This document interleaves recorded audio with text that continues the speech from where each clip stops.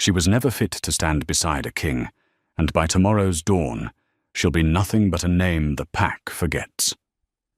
The words drifted through the carved oak doors of the war chamber, and Soraya Valemore felt the mating bond in her chest tear like wet parchment. Not break. Tear. Slowly, thread by thread, the way a wound opens when you're too frightened to look.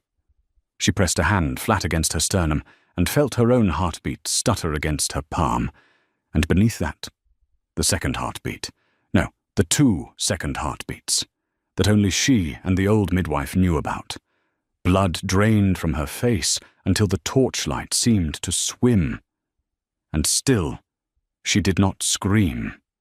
She stood in the corridor of Highmoor Keep, with her spine straight and her jaw set, listening to the man she had loved for 7 years dismantle her worth in front of his generals. And she made a single, silent vow. He would spend the rest of his life understanding exactly what he had thrown away, and she would never once raise her voice to teach him. The voice belonged to Cale Thornwild, Alpha King of the Ironvale territories, sovereign of 9 packs, and the man who had once knelt in the snow and promised her a life measured in centuries. Now he stood behind those doors with another voice beside him, silk smooth, patient, poisonous, and Soraya recognized it before she saw the face. Lady Isolde Ravencourt, widow of the fallen General Aldrich Ravencourt, a woman whose grief had arrived at court wrapped in black lace and calculation, whose tears had somehow always fallen in Kyle's direct line of sight. The alliance she brings, Isolde was saying, the loyalty of the Eastern battalions, the treasuries her husband left unspent. A king cannot govern on sentiment, my lord. He governs on strength, and what strength has a Luna who cannot even carry an heir? There it was. The lie that had been quietly circulated through the keep for months. The whisper that Soraya was barren, that 7 years of marriage had produced nothing, that the bloodline of the Thornwild kings would die in her empty womb. She had let them believe it. She had let Cale believe it, because the moment she suspected what was growing inside her, she had also begun to suspect what was growing around her. The careful isolation, the redirected letters, the way Isolde's hand lingered too long on her husband's forearm at the harvest feast. Soraya was quietly brilliant in the way that dangerous women are always underestimated. She had learned to read a room the way a hunter reads a forest, and every instinct she owned had been screaming that her nest was no longer safe. She heard Kyle's silence. That was the worst of it. Not a defense. Not a single word in her favor. Just the long, damning quiet of a man who had already made his decision and was only waiting for permission to feel good about it. Then, low and final, his voice. Draw up the dissolution. Quietly. I want it done before the Solstice Council. She has served the crown well enough. I'll grant her a cottage in the Western Valley and a stipend. She'll want for nothing. She'll want for nothing. As though a cage lined with velvet stopped being a cage. As though a woman who had bled for this pack, who had negotiated the grain treaties that kept them from famine, who had personally healed 40 wounded warriors after the Blackwater raid because their healers had died, as though that woman could be paid off with a cottage and a monthly allowance like a servant being pensioned. Soraya turned from the door before the bond could tear the rest of the way, because she knew if she stood there one more breath, she would either fall to her knees or drive her fist through solid oak, and she would give them neither. She walked, heel and toe, silent on the stone, the way her mother had taught her to move through a room full of wolves who wanted her weak. In the corridor's shadow stood old Bran Ashgrove, the keep's steward for 4 decades, a lower-ranked wolf whose loyalty had always run to the crown itself and not to the man who currently wore it. His weathered face was grey, with something like shame. He had heard. Of course he had heard. He stepped aside to let her pass, then said, so softly it barely carried, "My Luna, whatever you need, whenever you need it." And Soraya paused, met his eyes, and understood that she was not entirely alone in a keep full of people who had decided she was already gone. She nodded once. She filed the offer away like a coin sewn into a hem. Then she climbed the spiral stair to the chambers she had shared with the king, and she began, with perfect composure, to disappear. She did not weep in her chambers, though the room reeked of him, cedar and cold iron, and the ghost of a life she'd believed in. She moved instead, with the economy of a woman who had, some cautious part of her, been preparing for this night for months, without ever admitting it aloud. From beneath the loose stone in the hearth, where no maid ever cleaned, she drew a leather satchel she had packed piece by piece over the winter, coin that was hers by birthright and not by marriage, the deed to a modest holding in the free city of Caldrith that she had purchased under her maiden name through a merchant who owed her mother a debt, and a folded charter sealed with wax she had not looked at in years. She set the crown jewels aside, every gem Cale had ever given her. She laid out on the coverlet in a neat row, glittering and cold. The betrothal ring, the Luna's circlet, the sapphire he'd pressed into her hand the night their bond first sparked. She would take nothing that had been given to make her feel owned. But the twins were hers, and the twins were his, and that was a secret she would not leave behind on any pillow. She rested her hand on the barely there swell hidden beneath the loose folds of her travelling cloak, and felt them shift. 2 small lives that Cale Thornwild had just declared didn't exist. Let him believe it. Let him build his new reign on the lie that his line ended with her.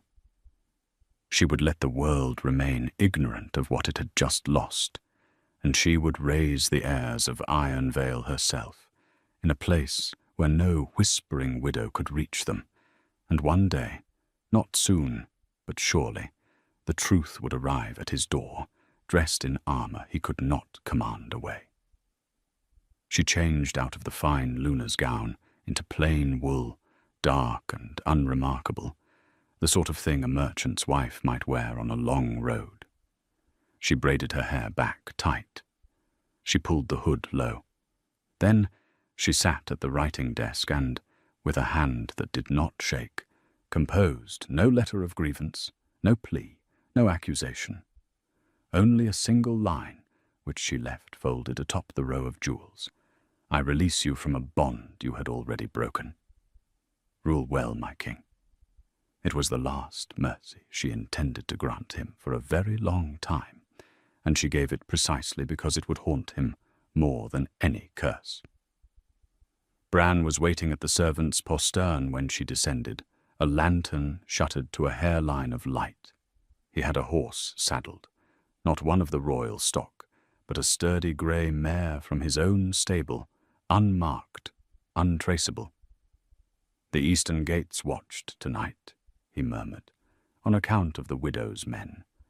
But the miller's cart goes out the western road before dawn with the empty flour sacks, and the miller is my sister's boy, and he does not ask questions of a woman with sad eyes.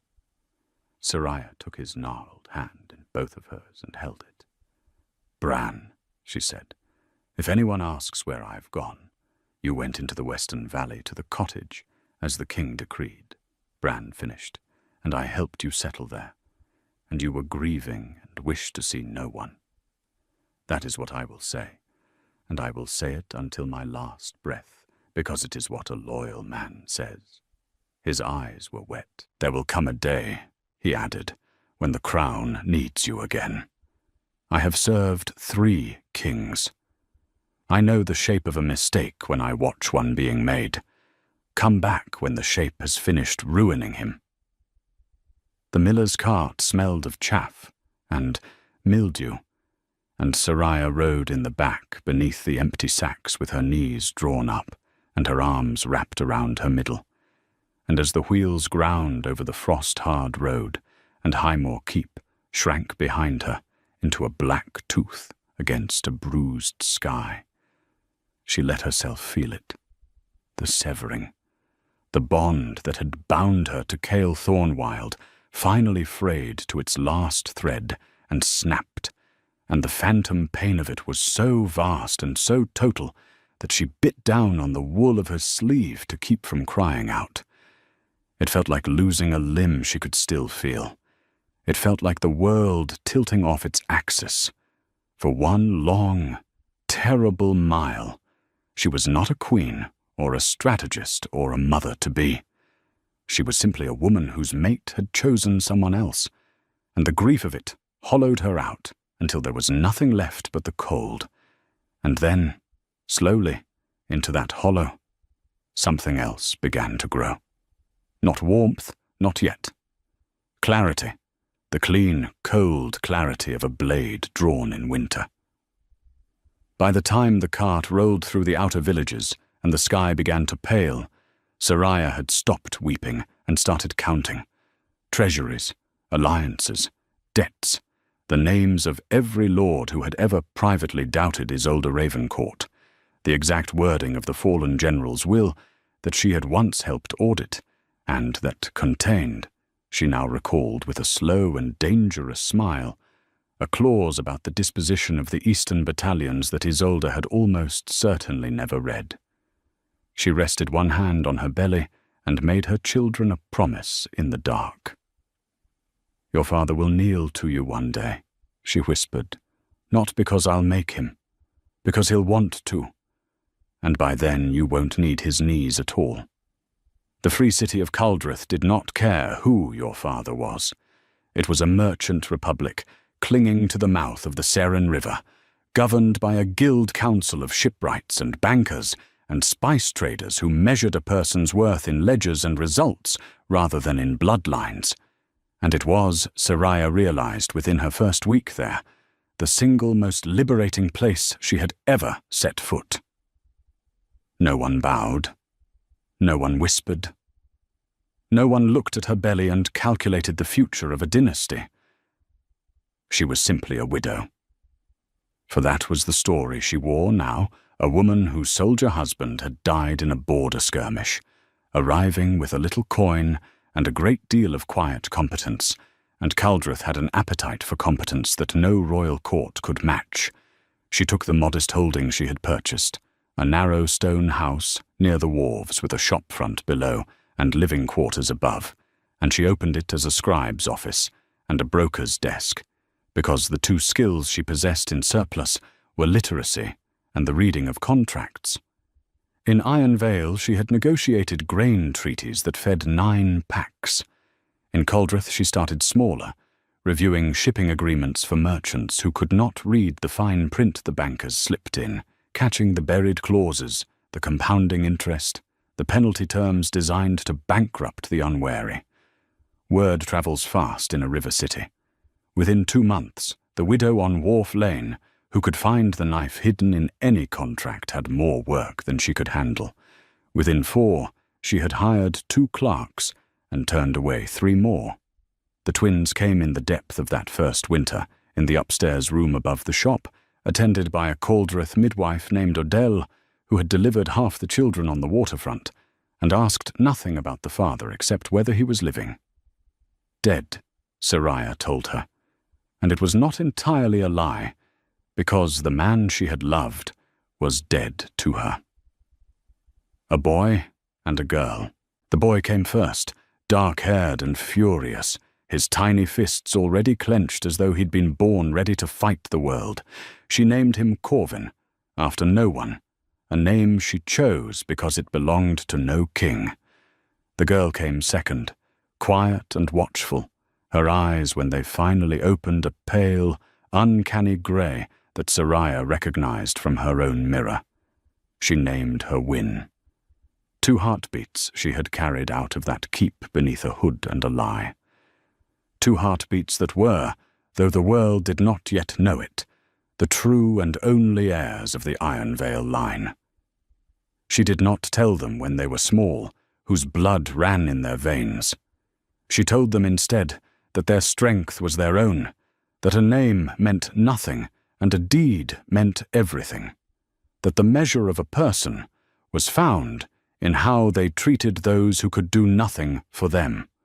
She raised them on the wharves among the shipwrights' children, and they grew up believing themselves ordinary, and in that ordinariness they became something no coddled prince or princess in a keep could ever be: capable. Corvin could read a contract by 7 and swim the harbour by 8.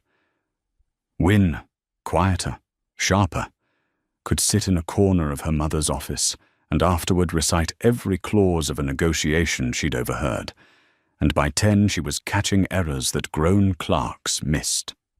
Soraya watched them and ached with a love so fierce it frightened her, and every night she thanked whatever gods governed the free city that she had walked out of Highmoor before the widow's poison could reach them.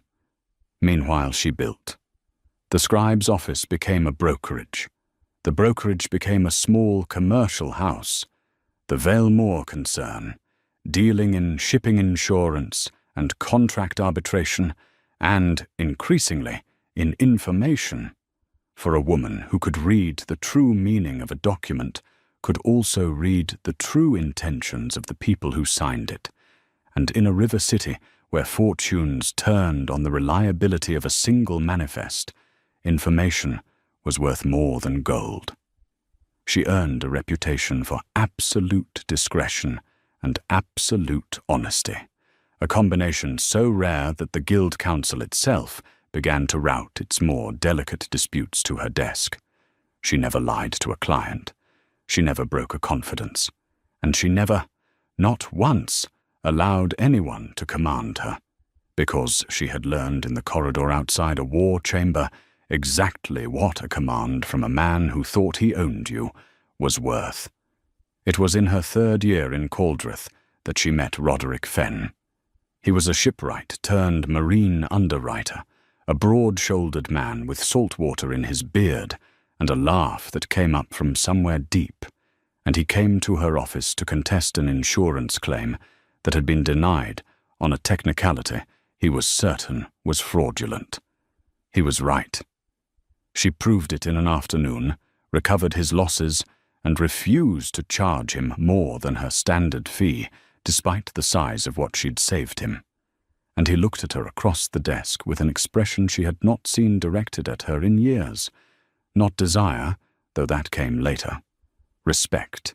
The clean, uncomplicated respect of one competent person recognizing another.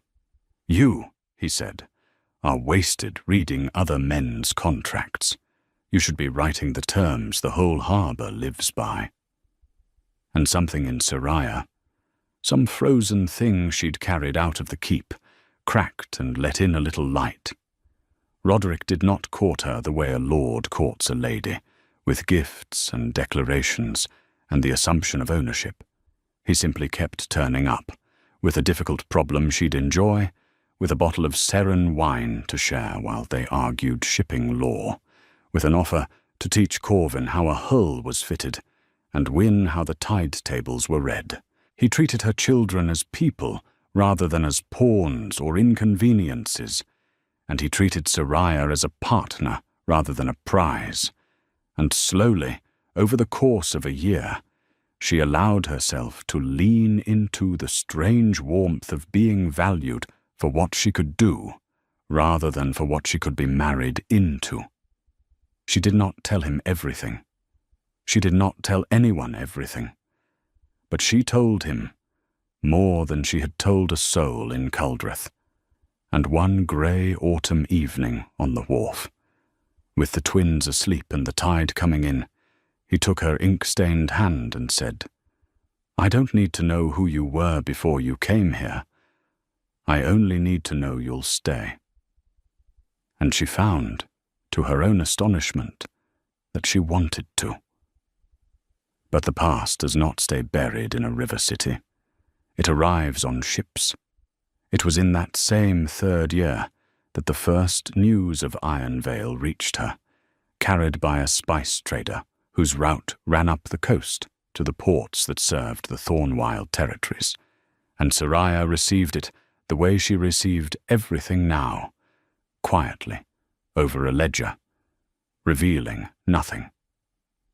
The kingdom she had left was rotting.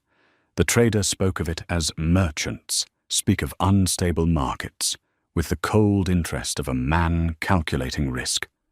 The eastern battalions that Isolde Ravencourt had promised as her dowry of loyalty had never fully materialized.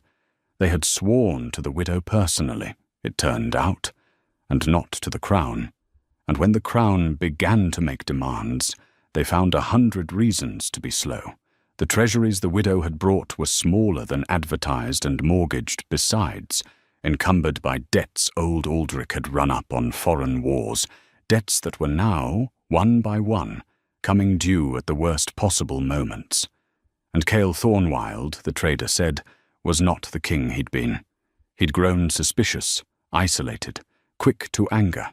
He'd dismissed advisers who'd served the crown for decades, including, Soraya's chest tightened to hear, the old steward, Bran Ashgrove, turned out of the keep after 40 years for the crime of speaking a truth the king didn't wish to hear.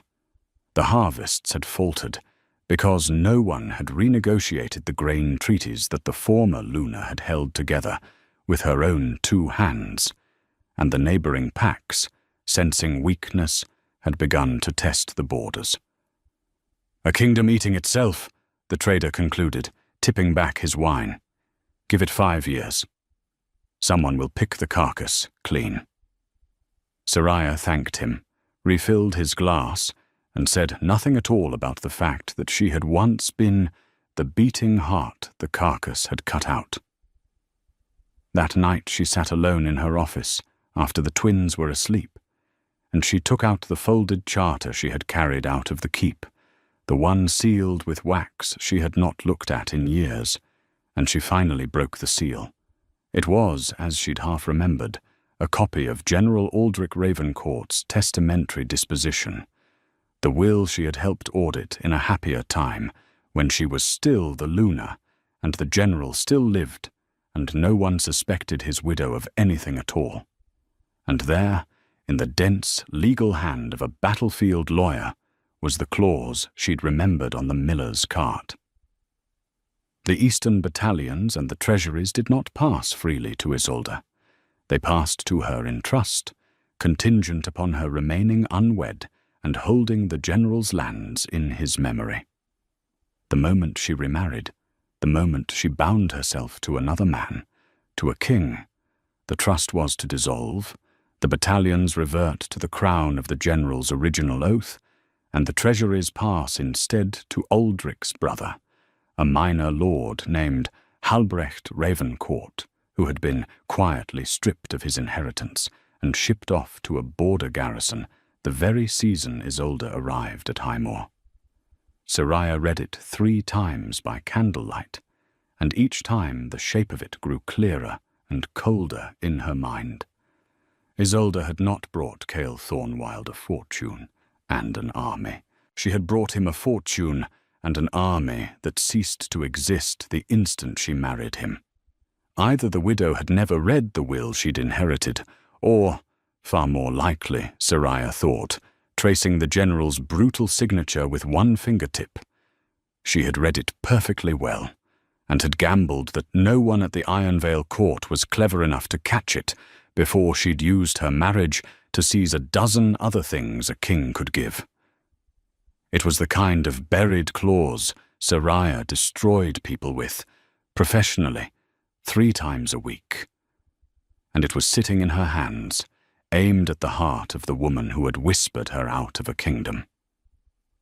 She did not act on it. That was the discipline the corridor outside the war chamber had burned into her.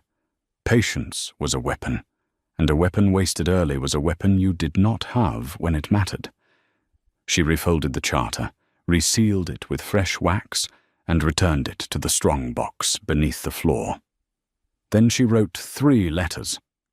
The first went to a discreet inquiry agent she trusted, retaining him to quietly locate one Lord Halbrecht Ravencourt, currently rusting at a border garrison, and to ascertain whether the man harbored any bitterness toward the sister-in-law who had disinherited him. The second went to a spice house factor who owed her a favor, asking him to begin, casually and without haste, acquiring the mortgaged Ravencourt debts on the open market wherever they surfaced, not to call them in, merely to hold them, the way one holds a leash before deciding when to pull. And the third letter she wrote to no one. She burned it in the candle flame, and it said only, "I have you now. I have you now." She let herself say it twice, the way you press on a bruise to be sure it still hurts, and then she went upstairs and kissed her sleeping children on their brows and slept, for the first time in 3 years, without dreaming of a cedar-scented room. 2 more years passed, and Soraya let them pass. This was the part her enemies never understood about her, that she could wait, that she would wait, that she would let a plan ripen for a decade if a decade was what it took to make it perfect. She married Roderick Fenn in the 2nd autumn, a small ceremony on the wharf with the twins as witnesses and the tide as their only music, and it was nothing like the vast bonded rite she'd sworn to Cale Thornwild in the snow, and that was precisely why it healed her. There was no mating bond this time, no soul-deep tether that could be severed to leave her bleeding. There was only a choice, made freely by 2 adults who respected each other, renewed each morning by the simple act of choosing again. Roderick asked no questions and demanded no history, and when she finally told him the whole truth of it, the keep, the crown, the widow, the twins' true blood, he was silent for a long moment, and then said only, "Then those children are heirs to a kingdom, and their king abandoned them. And I have had the honor of teaching the boy to fit a hull." He never treated them differently after. He simply loved them harder, as though to make up for a father who never would. The Valemore concern became the largest commercial house on the Seren, and Soraya became something the Free City had never quite seen before, a woman on the Guild Council, elected not by birth, but by the sheer, accumulated weight of what she'd built. She held the arbitration seat, the deciding voice in every commercial dispute that came before the Republic, and merchants from 6 kingdoms learned to fear the quiet, grey-eyed woman who could read the true meaning of any document laid before her, and who could not, by any bribe or threat or plea, be commanded. She had made herself into a power that answered to no crown, and she had done it in the open, in a city that measured worth by results, and every ledger she balanced was a stone in a wall that no whispering widow could ever breach. And all the while, in the background, the leash tightened. The inquiry agent reported back, Lord Halbrecht Ravencourt was not merely bitter, he was consumed by it, a proud man rotting at a border post who spoke of nothing but the inheritance his sister-in-law had stolen. The debts came in, one after another, a mortgaged manor here, a soldier's back pay bond there, until the Spice House factor wrote to say that the Valemore concern now quietly held nearly the entire encumbrance of the Ravencourt estate. Every coin Isolde owed the outside world was owed, through a chain of intermediaries she could not possibly trace, to the woman she'd exiled. And the news from Iron Vale grew steadily worse. The borders had been breached twice. A minor pack had defected outright.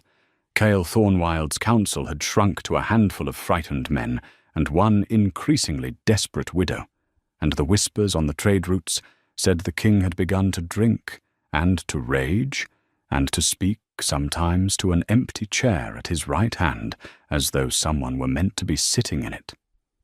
The convergence, when it came, arrived not with an army, but with a petition. It was the way of collapsing kingdoms. When strength failed, they came, hat in hand, to the places that still had money and stability, and there was no place on the coast more stable or more moneyed than the Guild Republic of Caldrith. The petition was formal, sealed with the great wolf sigil of Ironvale, and it requested an audience before the Guild Council to negotiate an emergency line of credit and a renewal of the grain and shipping treaties that had lapsed 5 years prior. It was addressed to the Council's arbitration seat. It was addressed, though the man who sealed it did not know it, to his own discarded wife.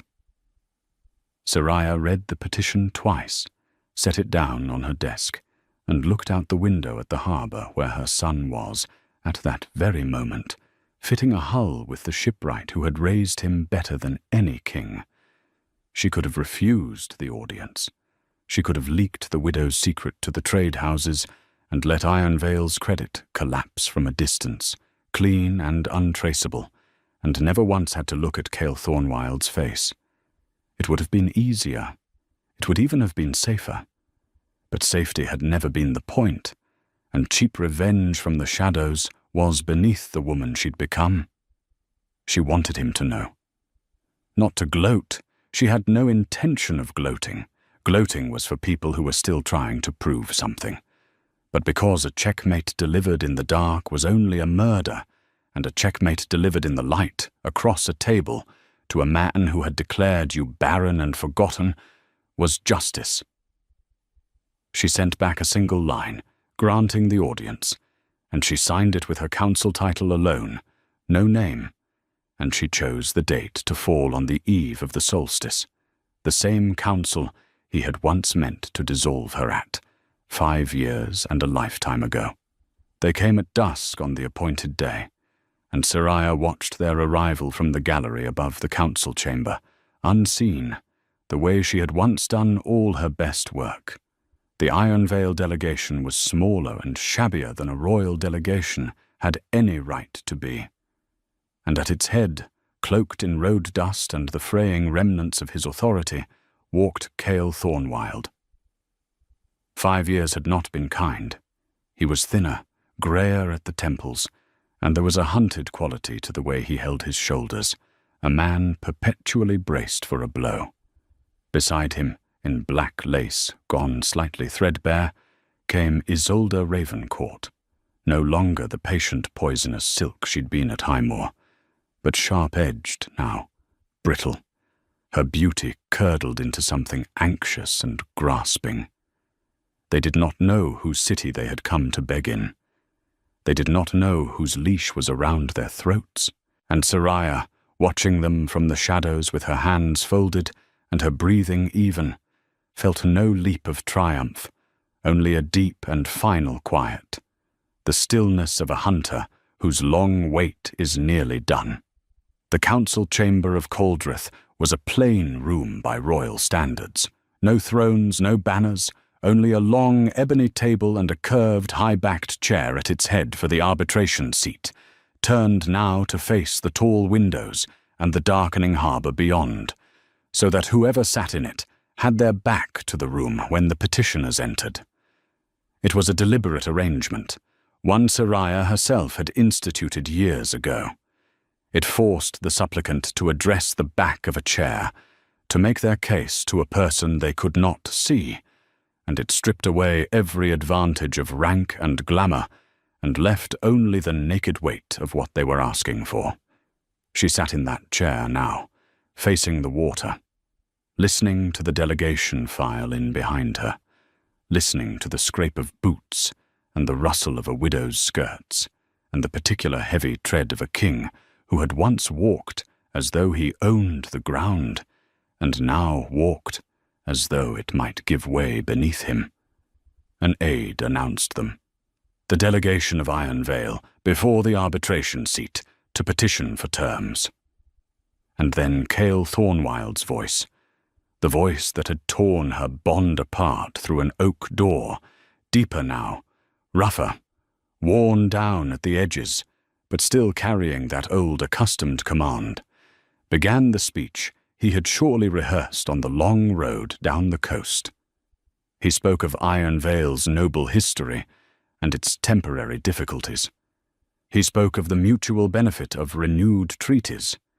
He spoke with a lord's easy assumption that the world owed him a hearing, of the honor he did this merchant city by coming in person. And Soraya let him talk. She let him talk until he ran dry, until the practiced confidence began to fray against the wall of her silence, until she heard the first thread of uncertainty enter his tone.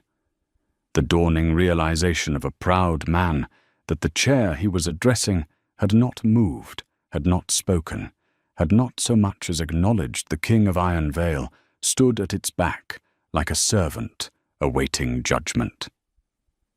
"The council," Isolde broke in, her patience snapping, "will surely see the wisdom of aiding a sovereign realm. We did not come all this way to speak to the back of a chair." A pause. Then, sharper, the old whip of entitlement she'd used to such effect at Highmoor. "Turn around and face your king when he addresses you." And Soraya turned the chair. She had imagined this moment 1,000 times in 5 years, and had promised herself she would not savor it. And she found that she didn't need to. The silence did all the savoring for her. She turned the chair slowly, and the fading light from the harbor windows fell across her face, and she watched the recognition arrive in Kyle Thornwild's eyes, the way frost arrives on a window, spreading from the edges inward, disbelief crystallizing into horror. His mouth opened. No sound came out. Beside him, Isolde Ravencourt made a small, strangled noise and took an involuntary step backward, one hand rising to her throat, and every drop of color drained from her painted face. "Soraya," Kyle breathed at last, and it was not a greeting. It was the sound a man makes when the ground he was so certain of turns out to have been nothing but air. "That doesn't work on me anymore," Soraya said. Her voice was calm, unhurried, pitched low enough that the whole chamber had to strain toward it. "The commanding, the turning around to face your king. I sat in a corridor once and listened to you decide I was nothing, and I have spent 5 years becoming someone who does not turn around for anyone. You may sit." She gestured, with a single composed hand, to the chairs at the far end of the table, the supplicant's end. "Both of you, I understand you've come to ask me for money." Kyle did not sit. He stood swaying slightly, staring at her as though she were a ghost that had learned to hold a pen. They said you went to the Western Valley, the cottage." Bran said what a loyal man says," Soraya replied, "which is why he is the only person from your keep I still think of kindly. You turned him out for it, I hear. Sit down, Kale. My time is not free, and yours, I'm afraid, is nearly spent." Something in the flat finality of it reached him where nothing else had. He sat heavily, and Isolde sat beside him, because she had nowhere else in the world to go, and Soraya folded her hands on the ebony table and regarded the two of them across 5 years, and the wreckage of everything they'd built on her exile. "Let us dispense with the treaties first," she said, "since that is the fiction you traveled here beneath. The grain and shipping agreements between Iron Vale and the Seren cities lapsed because the person who negotiated and maintained them for 7 years was declared unfit to stand beside a king and shown the Western Road. Those agreements were not gifts, my lord. They were the work of a Luna, who understood that a kingdom governs on relationships, not on strength. You told your generals a king governs on strength. How has the strength been serving you?" She let that sit. Kyle's jaw worked. "The borders," Isolde began, "the borders are a temporary—" "The borders," Soraya said, not raising her voice, are the least of your temporary difficulties. And now she reached beneath the table and drew out the strong box she had carried into the chamber that morning, and she set it on the ebony surface with a soft, deliberate weight, and she opened it, and she began, one document at a time, to lay the widow's ruin out in a neat, glittering row, the way she had once laid out a king's jewels on a coverlet. "This," she said, sliding the first parchment across the table, "is a copy of the testamentary disposition of General Aldrich Ravencourt. I audited the original myself in a happier year, when I was still the woman you found insufficient. Read the fourth clause, Lady Isolde. Take your time. I imagine you have never read it at all, or if you did, you gambled that no one clever enough to matter ever would." Isolde snatched the parchment, and Soraya watched the widow's eyes track down the dense, legal hand, and watched the exact moment they reached the clause, watched the brittle painted composure shatter like dropped porcelain. "The Eastern battalions and the treasuries," Soraya recited from memory, gently, as though reading a bedtime story, "were held by you in trust, contingent upon your remaining unwed in the general's memory. The moment you married a king, the trust dissolved. The battalions reverted to the crown they'd originally sworn to, which is why they never truly answered to Iron Veil, why they've been slow, why they melt away whenever you need them. And the treasuries passed, by law, to the general's disinherited brother." She paused. "Lord Halbrecht Ravencourt, whom you shipped off to a border garrison, whom I have spent the last several years corresponding with quite warmly." The chamber was utterly silent. Somewhere below on the wharf, faint through the windows, a gull cried, and the tide came in. Kyle Thornwild turned slowly to look at the woman beside him, and Soraya saw the whole architecture of his ruined reign reorganize itself behind his eyes. 5 years of failing battalions, of debts coming due, of a fortune that had never quite been there, all of it snapping suddenly into a single terrible pattern. "The dowry," he said hoarsely. "The alliance you brought. It was never... It ceased to exist the day you married her," Soraya confirmed. "You did not trade me for a fortune and an army, Cale. You traded me for a woman who was worth nothing the instant she became yours, and you were too seduced by the offer to read the paperwork. I would have read the paperwork. That was rather the point of me." Isolde was on her feet now, the parchment crushed in her fist, her voice climbing toward the shrill register of a cornered animal. "This is a forgery. This is spite. She's an abandoned wife playing at power in a city of shopkeepers, and you will not sit there, Kyle. And let her... Sit down," said Soraya. And she didn't shout it. She simply said it, with the whole weight of 5 years, and a guild council seat, and every debt in Coldrith behind the 2 quiet words, and Isolde Ravencourt sat down as though her strings had been cut. "The forgery accusation is convenient," Soraya continued, "so let me remove it. The second document." She slid it across. "That is a schedule of the outstanding debts of the Ravencourt estate, the foreign wars your late husband financed, the mortgaged manors, the soldiers' bonds. Every one of those debts has been quietly purchased on the open market over the past several years by a commercial house acting through intermediaries. That house is the Vale Moor concern. It is mine, which means, Lady Isolde, that every coin you owe the world, you now owe to me. I could call it all due tomorrow morning. You would be destitute by the solstice, the very council you meant to see me dissolved at 5 years ago. There is a symmetry to it that I confess I arranged on purpose."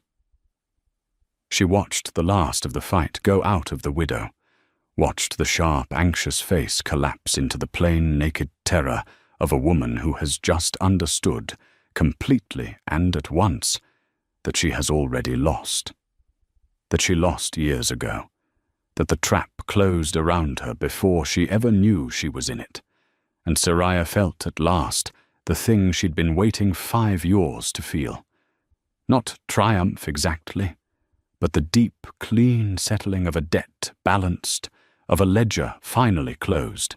She turned then to Cale Thornwild, who sat grey-faced and diminished at the far end of her table, the AlphaKing of 9 packs, reduced to a supplicant in a merchant's chamber, and she saw in his ruined eyes the specific grief she had promised him in the dark of the miller's cart, the dawning, total comprehension of exactly what he had thrown away. "You want to know why I let you come all this way?" she said, softer now, instead of simply cutting your credit from the shadows, which I could have done without either of you ever knowing my name. I let you come because I wanted you to see it. Not so I could enjoy it. I take no joey in this, whatever you may believe. I let you come because a man who never understands what he destroyed is a man who learns nothing, and I did not survive that corridor to teach you nothing.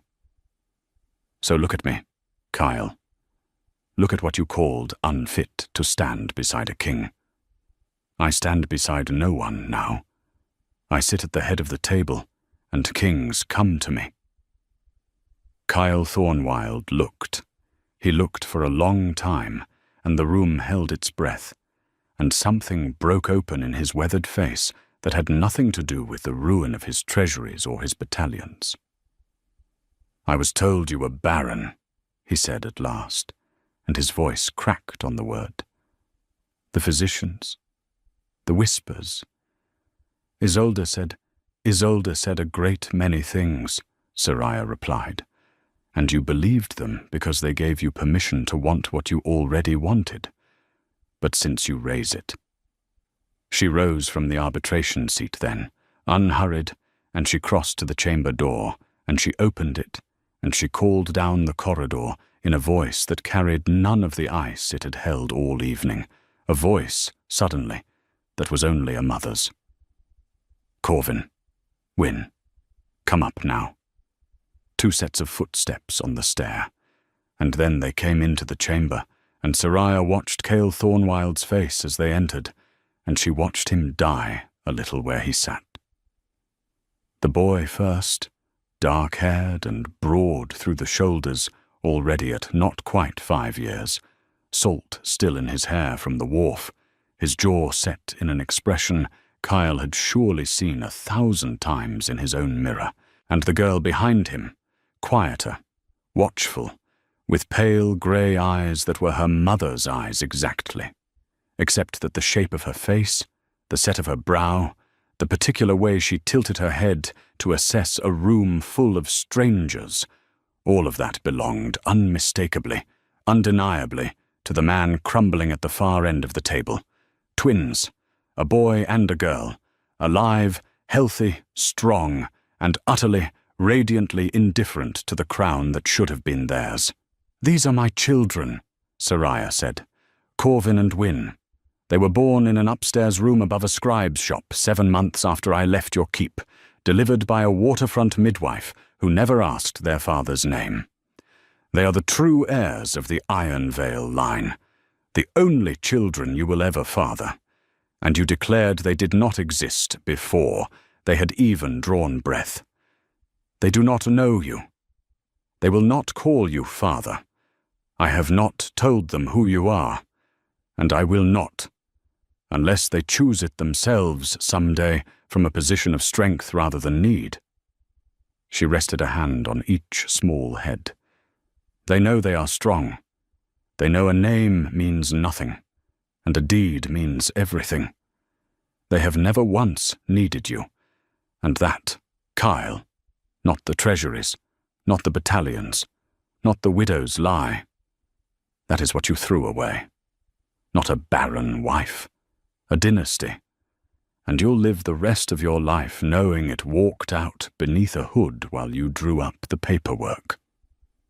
Isolde Ravencourt made a sound then, low and broken, and put her face in her hands, because whatever fragile hope she'd nursed of clawing her way back into a queen's life had just been extinguished in front of her by two children fitting hulls and reading tide tables in a city that did not care whose blood they carried. And Cale Thornwild rose slowly from his chair and took a single step toward the twins, and Corvin, 5 years old, fearless, raised by a shipwright to fear nothing, stepped between the stranger and his sister without being told, his small chin lifting, and said, "Who are you?" And the King of Iron Vale, sovereign of 9 packs, opened his mouth and found that he had no answer at all. "Take them back downstairs, love," Soraya said gently to the doorway, where Roderick Fenn had appeared with his shipwright's shoulders filling the frame. And he came and gathered the twins with an easy hand on each, and Corvin went willingly with the only father he had ever known. And at the threshold, Wynne turned and looked back at the trembling stranger with her mother's grey and pitiless eyes, and then she turned away again, uninterested, and was gone. The door closed, and Soraya returned to the head of her table and sat, and looked at the 2 ruined people she had summoned across the coast, and prepared to deliver the last of it. "Now," she said, "the terms. Because you did come for terms, and I am, above all things, a woman who honors a contract. Here is what I offer, and I will not offer it twice." She drew a single clean sheet of parchment from the strongbox and set it before her, and dipped her pen. "I will not call the Ravencourt debts due. I will hold them, quietly, as I have held them for years. Which means Iron Vale does not collapse tomorrow, and the ordinary people of 9 packs do not starve for the sins of the 2 of you. I will renew the grain and shipping treaties on fair terms, the terms I myself wrote 7 years ago, because I have no quarrel with the pack, only with its king," she wrote as she spoke, the pen moving in a sure, elegant hand. "In exchange, Cale Thornwild, you will restore old Bran Ashgrove to his stewardship, with full honors and back wages for every season he was cast out, and you will publicly acknowledge that the dissolution of your marriage was your error and not your Luna's failing. I do not need your throne, but I will have my name cleared in the keep where it was slandered, and you will settle upon Lord Halbrecht Ravencourt the inheritance that was always lawfully his, since he holds it by his brother's will and by my correspondence both, and thereby you will remove the woman beside you from any position of power in your court forever." Isolde's head snapped up. "You cannot." "I can," Soraya said, without heat. "You brought him nothing, Isolde. You cost him everything. The kindest thing his kingdom can do is set you aside as quietly as you tried to set me aside, though I'll note the difference. I left with a hood and a satchel and built an empire. You'll leave with your husband's forgiveness, if he chooses to grant it, and not 1 copper more, because there is not 1 copper more that is yours. That is not cruelty. That is arithmetic. You gambled a fortune you never read the terms of, and you lost, and now you will live as ordinary women live, which I promise you is survivable. I would know." She slid the parchment across the ebony table until it rested precisely between the fallen king and his fallen widow. "Sign, and Iron Vale endures. Refuse, and I call the debts, cut the credit, and let the carcass be picked clean by the packs already circling your borders. You have until the tide turns." "It turns," she added, glancing at the darkening window with the faintest dry lift of her brow. "In about an hour. Duty calls, Your Majesty." She rose and walked to the windows and stood with her back to them, watching the harbour, giving them the same view of a turned chair that she had made every supplicant swallow for 5 years, and behind her, She heard the low, frantic murmur of a widow arguing, and a king who had stopped listening to her. And then, at last, she heard the scratch of a pen. When she turned back, Kyle Thornwild had signed, and Isolde Ravencourt sat beside him, with her face empty of everything. And the King of Ironvale looked up at his former Luna, with an expression that had travelled all the way through horror and grief, and arrived somewhere quieter, somewhere almost like understanding. "I loved you," he said. It was not a plea. He was too far past pleading. It was only a fact he needed to set down, the way a man sets down a burden he can no longer carry. "Whatever you believe, whatever I did love you, Soraya." "I know you did," she said, and for the first time all evening there was something almost gentle in her voice, because she could afford gentleness now. It cost her nothing, and mercy from strength is the only kind that means anything. That's what made it a betrayal instead of merely a mistake. If you hadn't loved me, none of it would have mattered. You loved me, and you still stood behind that door and let another woman decide I was worthless, and you said nothing. Nothing, Cale. That silence is the thing I carried out of your keep. Not the words, the silence. She picked up the signed parchment, blew the ink dry, and filed it in the strongbox with the will and the schedule of debts, closing the lid with a soft, final click. You'll have your treaties by month's end. Bran will have his post by the solstice. My name will be clean in Highmoor. And you will go home to a kingdom that survives because the woman you discarded chose to let it, and you will spend the rest of your long life understanding that. That is the whole of the sentence, and it is heavier than any I could have written on paper. They left as the tide turned. She watched from the gallery as the shabby delegation filed back out into the blue dusk. The king walking now, not like a man braced for a blow, but like a man who had already received it and was learning to live in the aftermath, the widow trailing behind him at a distance that would only grow, and Soraya felt the last frayed phantom thread of an old severed bond go quiet in her chest. Not with pain this time, but with the simple stillness of something that had finally, fully healed. She did not watch them out of sight. There was no need. She had somewhere better to be. Downstairs, in the living quarters above the shop that had grown into an empire, Roderick had lit the lamps and set out bread and the good Seren wine, and the twins were arguing over a tide table, Corvin insisting he'd read it right, and Wynne, with quiet, devastating precision, pointing out exactly where he'd erred, and neither of them looked up when their mother came down the stair, because to them she was not a queen or an arbiter, or the woman who had just brought a king to his knees. She was only their mother, home at last, and the ordinary miracle of that was worth more than every crown in every keep on the coast.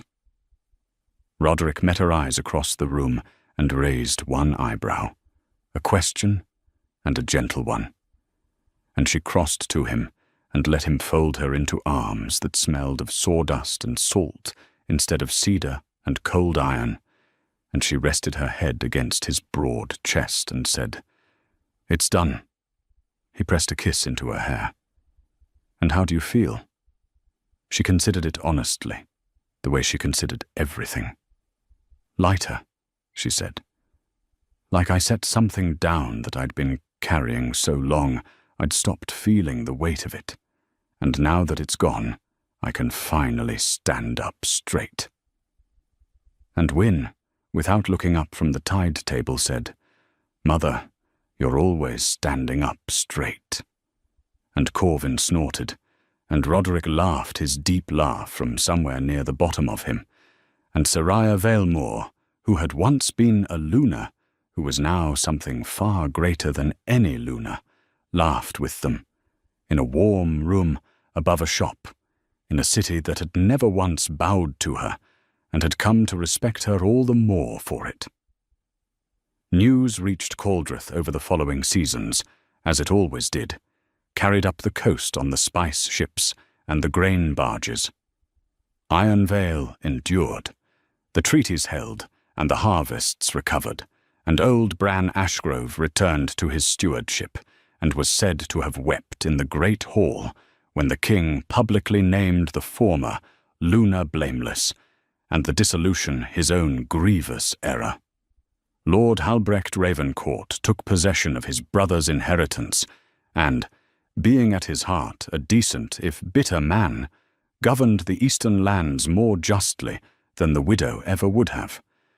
And Isolde Ravencourt vanished from the histories entirely, set aside, quietly pensioned to a distant holding, living out her days as an ordinary woman with too much time to reflect on the fortune she never read the terms of. It was, everyone agreed, a great deal more mercy than she'd have shown anyone else. Kyle Thornwild ruled on, alone, and never remarried, and never named an heir, and it was whispered on the trade routes that the AlphaKing had grown strange in his solitude, that he kept a scribe's ledger locked in his private chambers that he read some nights until dawn, and that once a year, on the eve of the solstice, he sent a single anonymous gift down the coast to a commercial house in Caldrith. Never signed, never explained, always refused, always returned. He never stopped sending it. She never once opened it. Some debts, they both understood, could not be paid in gifts, and Soraya let him send them. She had no more use for his ruin, and no appetite for prolonging it. She had built a life too full to be nourished by another's regret. The Valemore concern passed, in time, to Corvin and Wyn, who ran it together. The boy for the ships and the harbour, the girl for the ledgers and the ruthless, flawless reading of any contract ever laid before her, and neither of them ever sat a throne. And both of them were freer and stronger and more themselves than any crowned heir has ever been. When Wyn was grown, she asked her mother once, late one night over the ledgers, who her true father had been, having pieced together fragments over the years, the way she pieced together everything. And Soraya told her the whole of it, plainly, hiding nothing, and Wyn was quiet for a long moment, her grey eyes so like her mother's, and then she said, "So I could have been a princess." "You could have," Soraya agreed.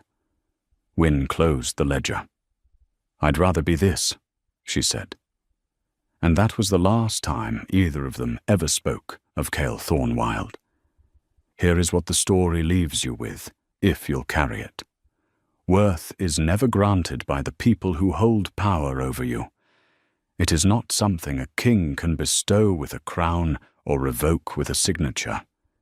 It is proven, quietly, in the long years after the door closes behind you, in the ledgers you balance, and the children you raise, and the life you build in a place that measures you by what you do, rather than whom you married.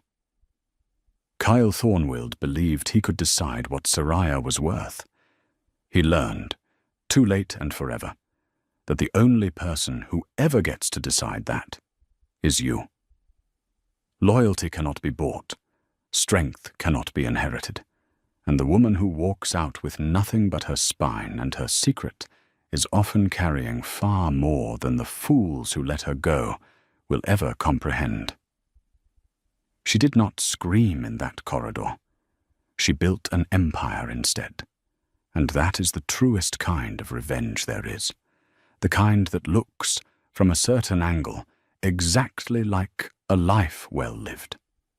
If this story moved you, if you felt that cold settling of justice in your own chest when Soraya turned the chair, then do something with that feeling before it fades. Give this video a like so the story reaches the next person who needs to hear it. Share it with someone in your life who's been made to feel small by people who never deserved their loyalty. Someone who needs the reminder that walking away with dignity is not defeat. It's the first move in a longer, quieter, more devastating game. And subscribe, because this is a community of people who believe that the discarded rise, that the underestimated endure, and that the best vindication is served cold and served on your own terms.